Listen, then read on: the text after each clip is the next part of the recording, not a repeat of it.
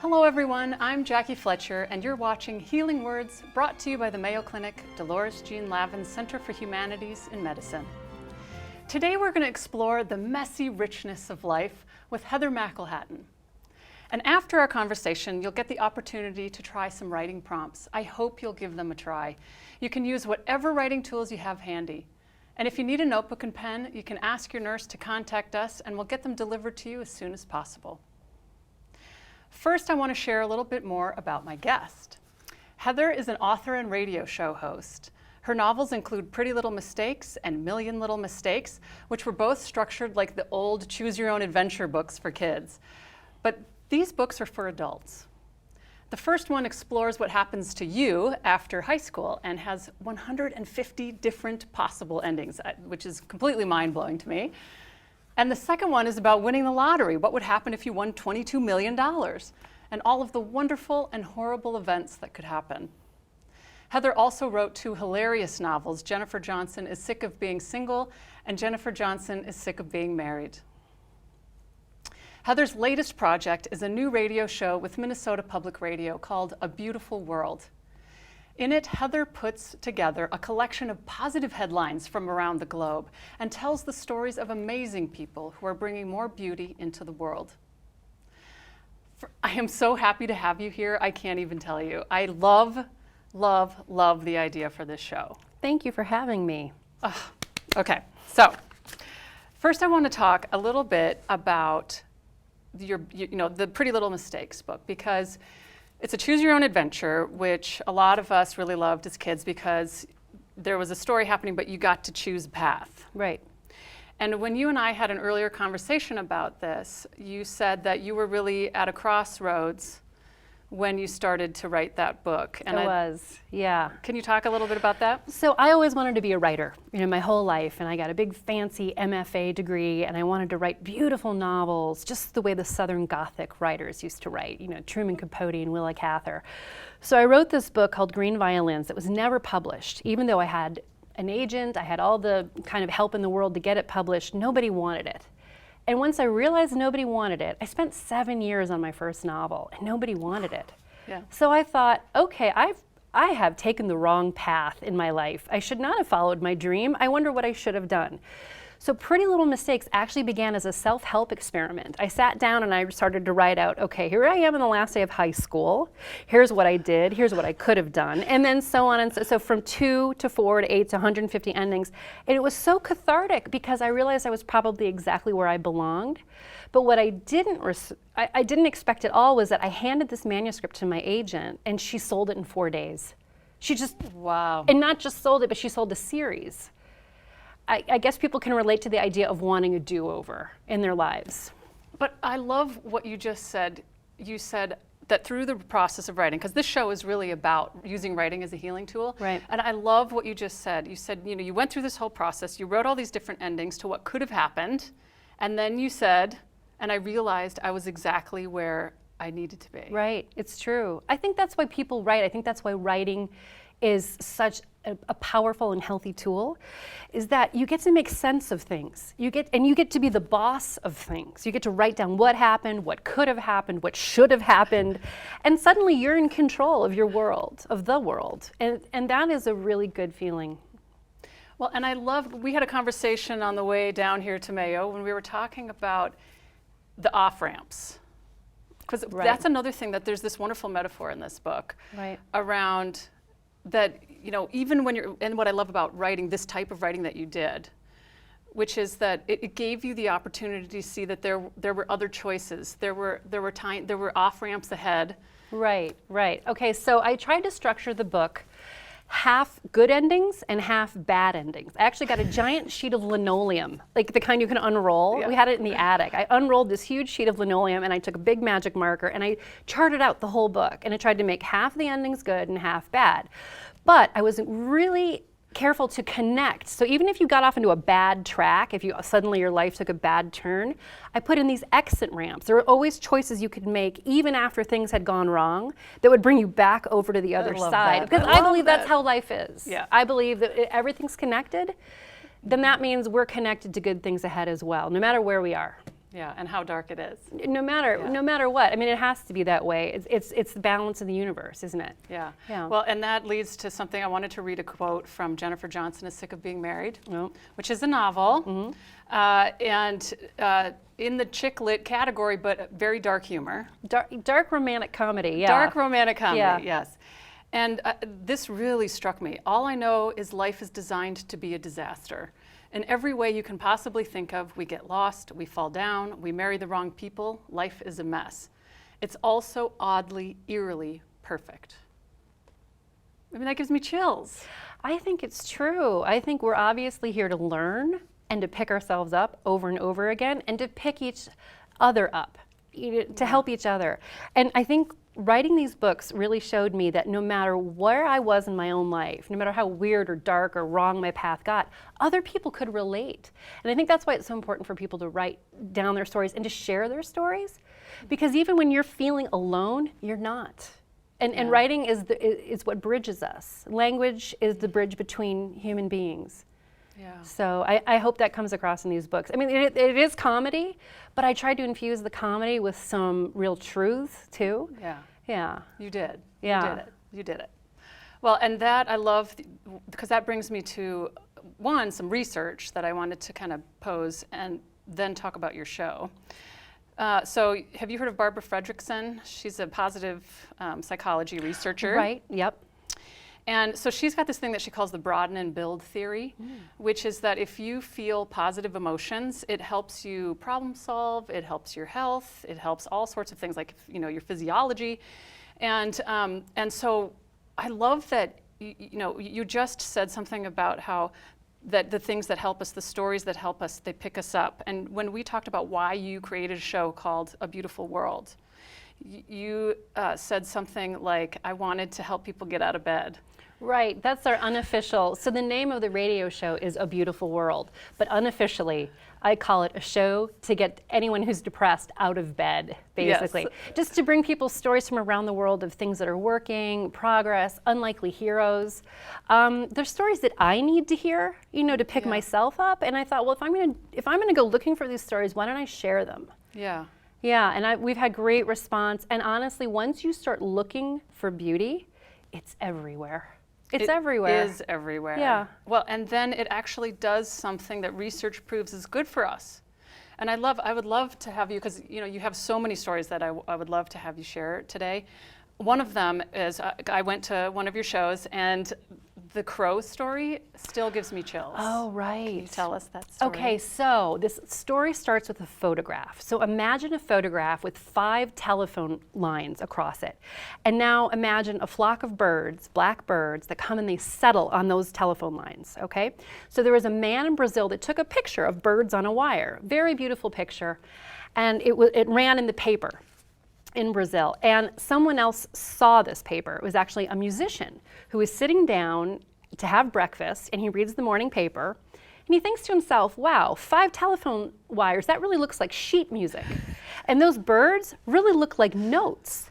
And he thought to himself, wouldn't it be weird if that was a melody? And he says he picks the paper up, he goes into the next room where he has a piano, and he plays the notes, the birds, exactly as they sat, and it was this beautiful, childlike melody that has captivated. So he shot a video of this music and scored it, and he actually had a whole orchestra play it eventually. And I have to say, it's absolutely captivating music. And I was taken by the idea that there's music all around us. Like, what if the birds are sitting in musical notes? What if, Chopin is in the trees, that kind of thing. And so we built an entire show around the idea of unexpected beauty. Yeah. Yeah. Oh, I love that. Yeah. I absolutely love it. But part of the problem I think that a lot of us have is that we don't open our eyes and look for it. Very much so. Which I love about this show, that you're actually saying, hey, not only are you sharing these stories with us, but you're reminding us to look for it, which I Right. think is really important, because that consciousness piece is so, you can just barrel along doing whatever it is that you're doing and Sure. not notice that there are birds sitting in a song. Exactly. Right, on Right. the wires. I Yeah. just loved it. There's another episode where you interviewed a guy named Forrest Fenn. Oh, yes. And What a character. so this is a guy who was an art collector, millionaire, and he loved to go treasure hunting. Right, and he was an art collector and like a relic collector, Okay. sort of like Indiana Jones. Like he'd go all over the world and find, carvings and sculptures, and he had this incredible collection. And he sold to a lot of celebrities. Ralph Lauren was one of his clients, that kind of thing. And so he was diagnosed with cancer. And he decided that before he left this earth, he wanted to leave something behind. He wanted other people to experience what he had experienced, which is the thrill of finding treasure. It was a whole show we did about treasure. And so he apparently has. I mean, this is happening right now as we speak. Somewhere in the Rocky Mountains, Forrest Fenn has hidden a treasure chest filled with some of his favorite objects. He said there's gold nuggets in there as big as chicken eggs. And he said that he's hidden it. And so he wrote a poem. So if you go to our website, you can hear the story and you can actually see the poem. In the poem are supposedly clues about what region to look in, and if you go down into the dark and then you get wet and then you do this and that. And I started looking for this treasure on a map myself. It's so captivating to think of this treasure out there right now, like just waiting for someone to find it. I love that Isn't that story. beautiful? It is gorgeous. I love it. Well, and I love that one of the things that he said because you ask people, what their vision of a beautiful world is often, and he had said, if you can end up being contented, I don't know what's better than that. Isn't that fascinating? A man who surrounded himself with like physical wealth, gold nuggets and ivory statues and that kind of thing. At the end of the day, it's contentment that he's after. Yeah. Which he said was being with his wife and his dogs. Had nothing to do with the It really had treasure. nothing to do with it. And he said, you can't take it with you. There's no hearse with a U-Haul behind it. Unfortunately. I think he wishes there were, but there's not. So he would like for us to go and find his treasure now. I love that. I love that idea of not just finding treasure, but creating treasure for others. I love that idea. Yeah. Well, and so what's your treasure? What are you after with this show? I want to collect beautiful, inspiring stories from around the world. And I get my stories from everywhere you can imagine, from major news outlets and from people I run into in the coffee shop. And if anyone has an idea for a beautiful story, they should send it on in. I mean, we have a contact link on the website, and I love those emails the most. When people tell me about their uncle or their friend or a story they heard, and then I go research it and find it and hunt it down and drag it into the light. I love that. Yeah. I love it. Well, and it does good for people then. You're doing good for people, which is just, I love it. It's so admirable. One of the interviews that you did was with Krista Tippett, who is just great. And she's got a show on Minnesota Public Radio as well called On Being. And one of the things that she said in your conversation was human beings often need a crisis to be inventive. That was powerful. That was a great interview. She's tough to interview. Yes. I get these people on the stage who are my heroes or my icons, and you get a little starstruck. I remember when I was interviewing Krista Tippett, she's so beautiful and her eyes are so blue. I actually got a little lost looking at her face, and I had to kind of quickly organize myself and get back to my questions to keep the conversation going. But yeah, when she said that, we were talking about solutions journalism, which is this whole new movement that says, okay, let's not just report the problem, let's report the solutions too, the people who are running in to help. And her point there was, I think, that a crisis can really bring out the best in you. It itself is a bad situation, but the energy it can draw to it can be quite amazing. Well, and we talked a little bit about the Fail Club, which is it's kind of based on the same thought. Could you tell us about the Fail Club? So Fail Club is a new movement. I think it's failclub.org. You can start your own Fail Club. And it's a group, it's your friends or just people you know, and you get together, about 8 or 10 people. You meet once a month, and you all decide you're going to choose to do something to fail at within a calendar year. So you can decide to fail at ballroom dancing, you can fail at writing a novel. But the idea is you hold each other accountable, and you very well may fail, but that it kind of takes the pressure off of it. And I like, love I don't that. know if I want to write a book, but I wouldn't mind going and failing at writing a book. That would be kind of fun. Well, I love it, and it also triggers, like the curiosity factor.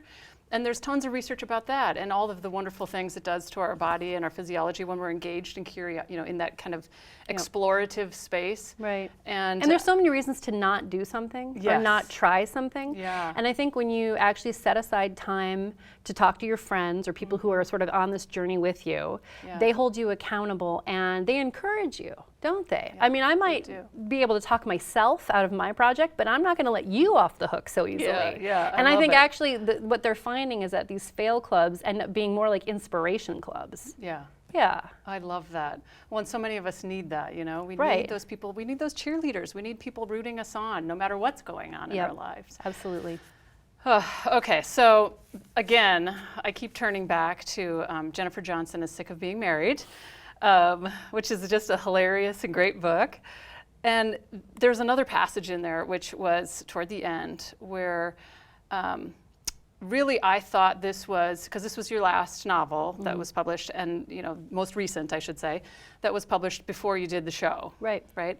And so I really thought, I was like, wow, this is your segue right into the show. It says, magnetic north is shifting, which means the old maps are wrong and getting wronger. Old routes won't take us where we want to go.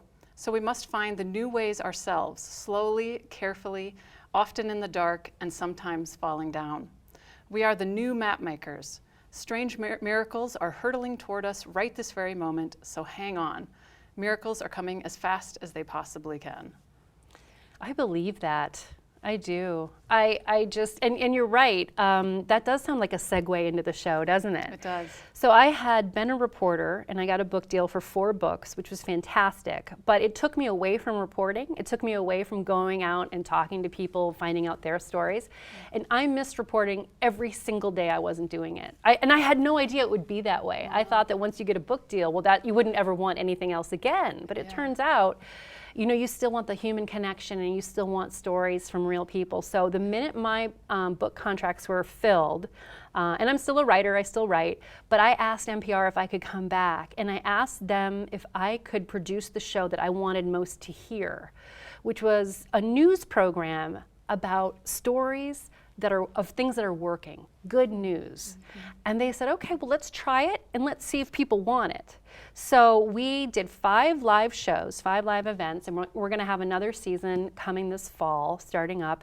And we had just phenomenal response. I couldn't be more surprised or happier. Yeah. Yeah. Well, it's packed every time. People want good news. People want good news. And there's a lot out there. Yeah. That's the best part. There's so many stories that just captivate me. I mean, we do stories about neuroscience and kids and science, technology, education. Really, will do any story if it hits me in the gut, if it really affects me positively, and I really am moved by it. So it has to be a pretty darn good story, and that's how we choose them. Well, but I love what you just said, that there are a lot of good stories out there, because it's easy to forget that too when we watch the news every day. So That's what, when I was writing all my books, I'd listen to the news and I'd have to turn it off sometimes, just because there were so many things I couldn't do anything about. So what we try to do with The Beautiful World is we try to present stories of things that are working, and then we also tie in ways you can get involved or ways you could do this yourself, that kind of thing. Because I think that's important too, that we all feel like a part of what's working. yeah, well, and today I want to invite the people watching the show to be a part of what's working. And so I would love it if, because in each show we give writing prompts, as I mentioned at the beginning of the show, and would love to have you give, the viewers of the show, it's either patients or caregivers that are watching, a writing prompt, something that they could try and experiment with. Well, one idea I had for this is, I think a great writing experiment it's based on my book, Pretty Little Mistakes, which, like you said, was a choose your own adventure. What if you wrote a short story, just maybe a page long, but then you gave it 2 different endings? And those endings maybe could be a paragraph each or their own page each, but 2 totally different ways the story could go. I'm going to go home immediately and try this. It Actually, I might even go expands home the to do it. mind. I'll do it out in the hallway. I It love expands that. the mind, and I think that it shows you just how powerful you really are. That you could bring it over here, or you could bring it over there, that things could land on white or things could land on black. Totally. And for me, it's very empowering to write in that genre, the choose your own adventure genre, because you realize that every choice you make, it's important, which means every day is important, which means every conversation is important, which means me being here is important. And for me, it really brings value to my life every day. Well, thank you so much for being on the show today. It is just an absolute treat to have you here and to listen to your stories. They're so inspiring. And would you read for us now one of your stories? I would be honored. All right, thank you. Okay, I'm going to read today a very short story I wrote called The Inland Sea Society. Sea glass is pirate lucky. That's what my father said.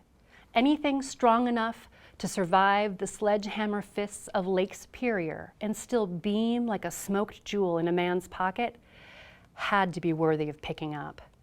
We hunted for those smooth, opaque chunks of glass up and down the lake shoreline, and we were vigilant. We sifted through scratchy tidal racks and untangled bleached driftwood tossed up on the beach like Paul Bunyan's broken finger bones. I picked up every color glass I found: opal white, carnelian red, and Vesuvian green. But it was the blue sea glass that I was after, any color blue. Because blue sea glass is the hardest to find, and it's always smashed into the smallest pieces.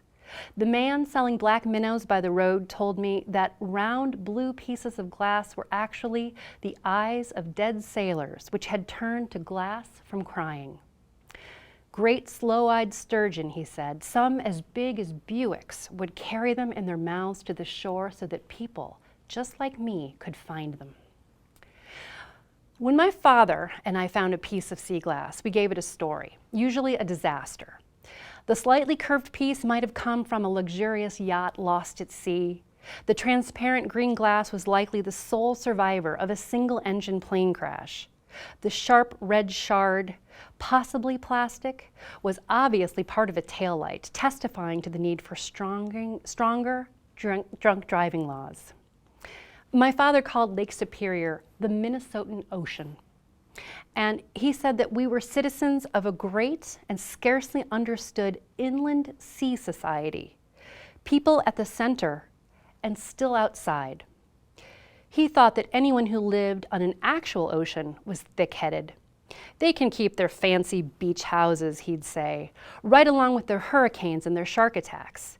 We don't have sharks here. Why would anybody live near sharks? All you can run into here is a tasty, defenseless dinner.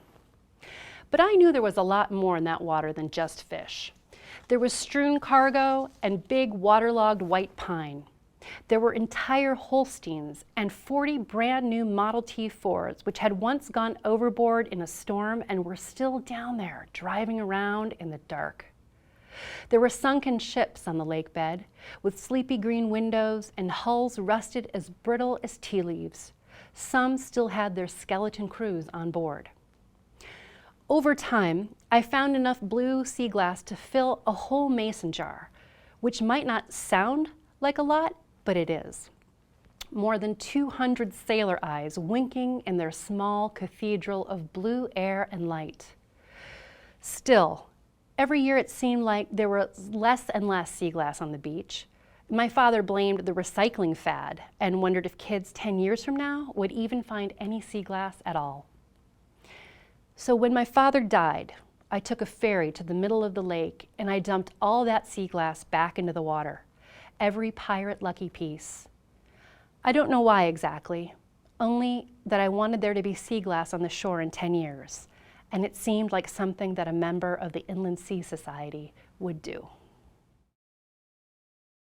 I love the advice the guests in one of Heather's show give. Take a leap of faith. Say yes. Figure out the details later. For a lot of people, writing is a leap of faith. Are you ready? Because I've got another writing exercise for you. I hope you'll give it a try even if you don't think you're a good writer or believe that writing is not for you. Think of this as an experiment. It's no big deal, and don't worry about whether it's good or not. Find something to write on, and if you want to explore this even more, you can ask your nurse to contact the Lavin Center for Humanities in Medicine at Mayo Clinic, and we'll get you a notebook. I think that one of the things that makes this world beautiful is color. Today, pick a color and write about a time when you really noticed that color. So for instance, this morning I was out walking and saw the most beautiful fuchsia peony. I could write about that flower and the things I was doing when I saw the color. I was walking, I was listening to gorgeous music, but I didn't have my dog with me this morning. I've walked her for 10 years, but she's getting older and her shoulder hurts her sometimes.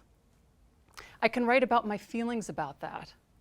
And since I lost 100 pounds in my 20s, this is significant to me because my dog has kept me walking every day and exercising to keep the weight off. I feel a little panicky for a moment this morning. So another way to think about doing this is to use the phrase "and then." I saw the flower, and then. I noticed how beautiful it was, and then. So what color will you choose? I want to send out a big thank you to Heather McElhatton for being on the show today. She has created a space for inspiring, thoughtful voices to emerge into the world, and I am so grateful for that. You can listen to the show on Minnesota Public Radio's website and find her novels at www.prettylittlemistakes.com. Thank you so much for watching Healing Words, brought to you by the Dolores Jean Lavin Center for Humanities in Medicine at Mayo Clinic. I'm Jackie Fletcher. If you'd like to explore writing during your stay at Mayo Clinic, you can request to have a writer visit you in your room by using the contact information on the screen. Until next time, be well.